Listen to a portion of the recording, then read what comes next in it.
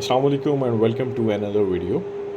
And today's topic will be the welding and cutting safety. Let's move to the do section. And the point one is wear the required personal protective equipment PPE. आप जब भी welding या cutting operation कर रहे हैं तो आपको अपने PPEs को मेक श्योर करना है, जिसके अंदर आपके वेल्डिंग हेलमेट, आपकी फेस शील्ड, आपके सेफ्टी गॉगल्स, आपके सेफ्टी ग्लव्स जिनमें आपके कट रेजिस्टेंस या आपके वेल्डिंग ग्लव्स हैं वो आते हैं, आपके फुटवेयर्स, आपके सेफ्टी शूज़ आपके मौजूद होने चाहिए। Number 2 is protect other workers from flashes. जब भी आप वेल्डिंग या कटिंग कर रहे होते हैं तो उसके अंदर जो स्पार्क्स निकले होते हैं, आपको क्या करना है, अपने मेट्स, अपने को वर्कर्स को उनसे दूर रखना है। आपको उनको ऐसी साइड पर रखना है कि वो उनकी डायरेक्शन से बिल्कुल ऑपोजिट हों। Point number 3 is have an adequate fire extinguisher readily available. आप जिस भी साइड के ऊपर हॉट वर्क परफॉर्म कर रहे हैं, आपके पास फायर एक्सटिंग्विशर मौजूद होना चाहिए। आपको उसकी गेज चेक करनी है कि आइदर वो प्रॉपर यूज़ सेक्शन के अंदर है या नहीं है। आपको उसके इंस्पेक्शन टैग चेक करना है कि जिस मंथ में आप, जिस डेट में आप वो फायर एक्सटिंग्विशर यूज़ कर रहे हैं, क्या वो उस मंथ में परमिटेड है या नहीं है। पॉइंट नंबर 4 की तरफ चलें, provide fire watcher if needed. तो इस पॉइंट में हमने इफ़ नीडेड तो लिख दिया है, बट आप जब भी किसी भी किस्म का हॉट वर्क परफॉर्म कर रहे हैं तो आपको फायर वॉचर अपनी साइड पे लाजमी रखना है। पॉइंट नंबर 5 की तरफ चलते हैं, remove combustible material from the vicinity of cutting और वेल्डिंग ऑपरेशन। आप जहाँ भी हॉट वर्क कर रहे हैं, आपको उस एरिया में 20 फीट दूर तक कोई भी कंबस्टेबल मटेरियल नहीं रखना है और उस एरिया से उसको निकाल के अपना एरिया बैरिकेड करके, अगर कोई ऐसा मटेरियल फिर भी मौजूद है, आपको उसको फायर ब्रैकेट से प्रॉपरली कवर करना है। पॉइंट नंबर 6 की तरफ चलते हैं, सिक्योर ऑल कनेक्शन, कपलिंग और फिटिंग्स ऑन योर रिग। अगर आप किसी ऐसी जगह पे वेल्डिंग या कटिंग परफॉर्म कर रहे हैं जहाँ पे कोई भी पाइपलाइन गुजर रही है, तो आपको क्या करना है, उस पाइपलाइन को अगर उसकी तरफ स्पार्क्स जा रहे हैं तो फायर ब्लैंकेट से टोटली कवर करना है। पॉइंट नंबर 7 की तरफ चलते हैं, इंस्पेक्ट इक्विपमेंट बिफोर यूज़। आप जब भी कोई भी इक्विपमेंट यूज़ कर रहे हैं, आपकी वेल्डिंग मशीन हो, आपके इलेक्ट्रोड होल्डर हो, आपकी हॉजेज़ हो, आपकी कटिंग मशीन हो, आपको चेक करना है कि वो अपनी प्रॉपर कंडीशन में है या नहीं, और इसके अलावा उस पर इंस्पेक्शन टैग मौजूद है या नहीं है। पॉइंट नंबर 8 की तरफ चलते हैं, contain sparks and slag created by welding और burning operations.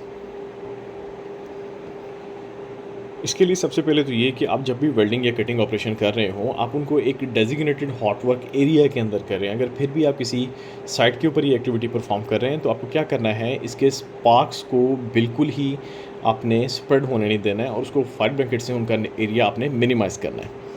Point number 9 is protect welding leads and burning hoses by covering और सस्पेंडिंग। आपको क्या करना है, जो वेल्डिंग होसेज होती हैं, ये जिनको हम गैस होस भी बोलते हैं, इनको प्रॉपर रोल्ड आउट कंडीशन में रखना है और आपको अपने साइड से थोड़ा सा दूर रखना है, जो कि आपकी पॉइंट ऑफ एरिया जहाँ पे आप बिल्कुल एक्टिविटी परफॉर्म कर रहे हैं उससे 2 या 3 फीट दूर होने चाहिए, और उनको आपको प्रॉपरली कवर करना है। उनके ऊपर आप फायर ब्लैंकेट्स भी डाल सकते हैं और प्लस आप उनको कहीं भी सस्पेंड भी कर सकते हैं।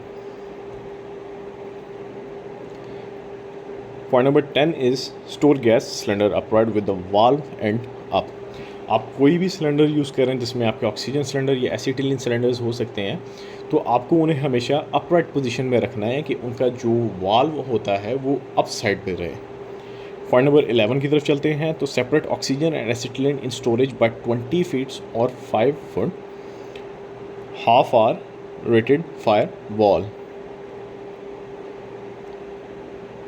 While storing the oxygen and acetylene cylinders, आपको मेक श्योर करना है कि उनके अंदर जो कमो बेस जो डिस्टेंस है वो 20 फीट्स का हो। तो पॉइंट 12 की तरफ चलते हैं, clean debris from your work area after work is completed. तो हमेशा की तरह आप जो भी एक्टिविटी परफॉर्म कर रहे हैं, आपकी एक्टिविटी जब कंप्लीट हो रही है तो आपको अपनी हाउस कीपिंग और 5S को हमेशा मेंटेन करना है। तो पार्ट 2 की तरफ चलते हैं, जो कि हमारा डोंट सेक्शन है। उसका पॉइंट नंबर 1 है, कट और weld in an area with oily rags, dust और other combustible material nearby. तो आपको किसी भी ऐसे एरिया में काम नहीं करना है जहाँ पे आपको कोई ऑयली रैग्स, ऑयली सिलेंडर्स, आपको ऑयल बैरल्स, कोई कंबस्टेबल डस्ट या कंबस्टेबल मटेरियल अगर आपको नियर बाय कहीं नज़र आ रहा है या वहाँ पे है, तो आपको ऐसी जगह पे वेल्डिंग और कटिंग ऑपरेशन बिल्कुल भी नहीं करना है। पॉइंट नंबर 2 की तरफ चलते हैं, which is weld in an area unless other worker have a welding screen to protect them from the welding arc. तो आपको अपने को वर्कर्स को भी आपकी फेस शील्ड देनी है कि अगर वो आपके नियर बाय हैं या आपको किसी तरह हेल्प आउट कर रहे हैं तो वो भी अपनी फेस शील्ड पहने और देन आपको हेल्प आउट करें। पॉइंट 3 की तरफ चलें, which is transport bottles with gauges installed. तो अब जो भी सिलेंडर्स आप ट्रांसपोर्ट कर रहे हैं या फिर कहीं भी शिफ्ट कर रहे हैं, तो आपको उनके ऊपर मेक श्योर करना है कि उनके जो प्रेशर गेजेस हैं वो मौजूद होनी चाहिए। Use worn cable, use worn hoses. This is point 4 and 5। आपको किसी भी तरह की वॉर्न केबल्स या वॉर्न हाउसेज जो कि डैमेज वायर केबल्स हैं, आपकी इलेक्ट्रिकल केबल्स हैं और गैस होजेज हैं, उनको बिल्कुल भी यूज़ नहीं करना है और आपको यूज़ से पहले हमेशा उनको इंस्पेक्ट करना है। पॉइंट 6 की तरफ चलते हैं। Wear clothings made of synthetic fibre. आपको ऐसे यूनिफॉर्म यूज़ करने हैं जो कि सिंथेटिक फाइबर से बना हो और जो कि फ्लेम रेजिस्टेंट होते हैं और उनको आग जल्दी नहीं लगती। पॉइंट नंबर 7 ये है, असिस्ट एनीवन कटिंग और welding unless you are wearing eye protection.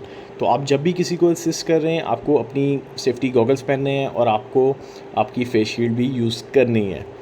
Point number 8 is leave your area और work without notifying other of the burn hazard. अब जब भी किसी भी एरिया के अंदर हॉट वर्क परफॉर्म कर रहे हैं, तो आपको उस एरिया के सुपरवाइज़र और उस एरिया ऑनर्स को इन्फॉर्म किए बगैर उस जगह को छोड़ के बिल्कुल भी नहीं जाना है। पॉइंट नंबर 9 ये है, work in an area that is not grounded. आप बिल्कुल भी किसी ऐसे एरिया में काम ना करें अपनी वेल्डिंग मशीन या कटिंग मशीन के साथ जहाँ पे आपको ग्राउंडिंग अवेलेबल ना हो। पॉइंट नंबर 10 की तरफ चलते हैं, विच इज़ वेल्ड और कट हॉट टैंक्स और पाइप विदाउट प्रॉपर प्रिकॉशंस। अब जब भी किसी टैंक या पाइप्स के अंदर अगर कटिंग या वेल्डिंग कर रहे हैं, तो आपको मेक श्योर करना है कि वो टोटली पर्ज्ड है। आपको उनको वैकेंट करना है, उनको पर्च करना है और उसके बाद आप उसे नाइट्रोजन से भी पर्च करें, ताकि अगर उसके अंदर फिर भी कोई कंबस्टेबल या फ्लेमेबल मटेरियल मौजूद है तो वो टोटली फ्लश आउट हो जाए और उसका जो एक्सप्लोजन हैज़र्ड है वो बिल्कुल ही मिनिमाइज हो जाए। पॉइंट नंबर 11 की तरफ चलते हैं, which is run welding leads और burning hoses through doorways. आपको इनको लेके भागना नहीं है, बिल्कुल भी इनको घसीटते हुए बिल्कुल नहीं लेके जाना है। आप जब भी अपनी वेल्डिंग लीड्स या बर्निंग होसेस, गैस होसेस को लेके जा रहे हैं, तो आपको उन्हें प्रॉपर तरीके से कैरी करके ट्रांसपोर्ट करना है। पॉइंट नंबर 12 की तरफ चलते हैं, which is attempt to transfer compressed gas from one cylinder to another. आपको कंप्रेस्ड गैस को एक सिलेंडर से दूसरे सिलेंडर के अंदर ट्रांसफ़र करने की या शिफ्ट करने की आपको बिल्कुल भी ज़रूरत नहीं है और ये बहुत ही क्रिटिकल एक्ट हो सकता है।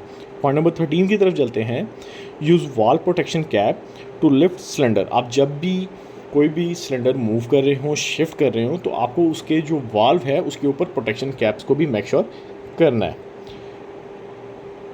थैंक यू, अल्लाह हाफिज़।